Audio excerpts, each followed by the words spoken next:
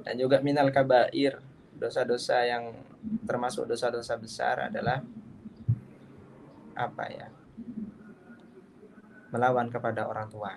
Itu termasuk adalah dosa-dosa yang besar. Nah ya, semoga kita dijauhkan oleh Allah dari melawan kepada orang tua.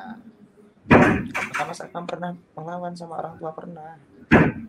Karena sebagai manusia, teman-teman, tidak luput dari salah. Kadang karena beda pendapat atau karena emosi, akhirnya ya sedikit naik gitu nadanya, sedikit mental terhadap orang tua, akhirnya membuat orang tua menangis. Dan saya sadari itu adalah perilaku yang sangat tidak terpuji, yang dosanya ya dosa-dosa besar. Walaupun yang orang tua ketika kita minta maaf, mohon maaf ya Umi, mohon maaf Abi, saya banyak salah. Orang tua tuh pasti bilang kalau orang tua sama anak, sebelum anak minta maaf, orang tua sudah memaafkan. Orang tua pasti gitu.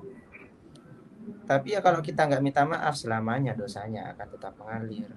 Ya makin besar, makin nggak enak hidup kita nanti gara-gara tidak ada ridho dari orang tua.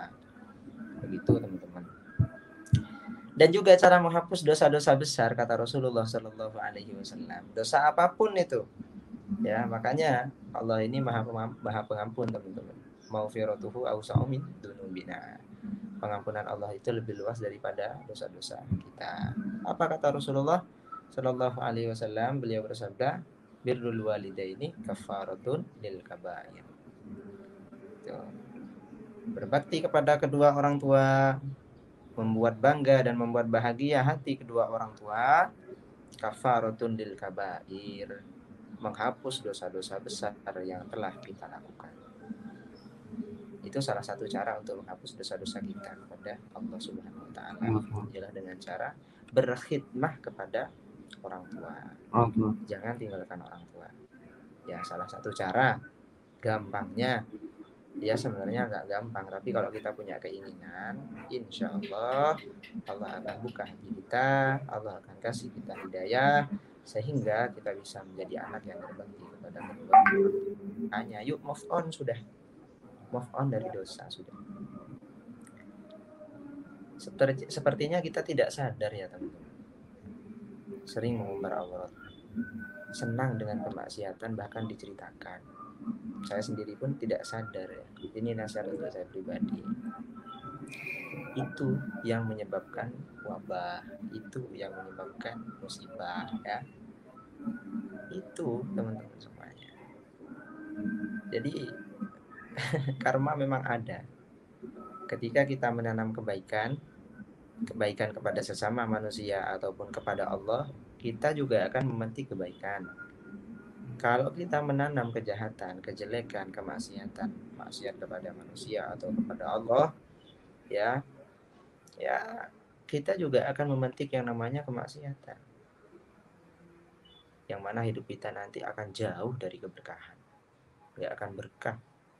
Bahkan saya rasa di seluruh dunia sekarang lagi mengalami krisis ini, krisis itu, krisis ekonomi, wabah corona, apalagi saat ini ya COVID-19 gak selesai-selesai, hampir 2 tahun gitu. Ini gara-gara apa? Perilaku manusia sendiri ya. Ketika punya hal-hal apa dipamerkan, sombong sudah.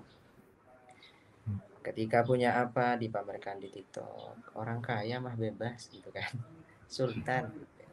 Akhirnya membuat hati orang-orang yang tidak punya menjadi apa ya, gengsinya naik gitu. Akhirnya orang yang tidak punya pun seakan-akan punya gitu, dan mengorbankan segalanya, mengorbankan orang tua, mengorbankan sawah yang hanya sepetak gara-gara ingin mengejar yang namanya gengsi. Demi mencukupi gengsi. Iya, itu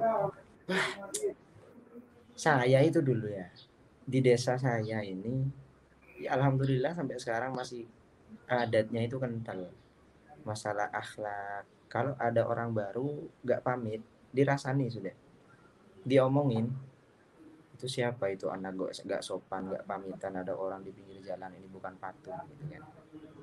Tapi sekarang ini di desa sudah banyak orang yang sudah gampang untuk membuka aurat gitu, sudah masuk teman-teman, sudah masuk ya, pakai rok mini gitu kan, pakai you can see gitu. ya bisa dilihat dah semuanya lekuk tubuhnya gitu.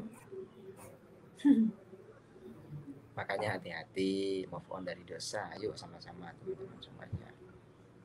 Dan jangan pernah putus asa. Walaupun kita itu dosanya sebesar apapun, pengampunan Allah lebih luas dan lebih besar daripada dosa-dosa kita.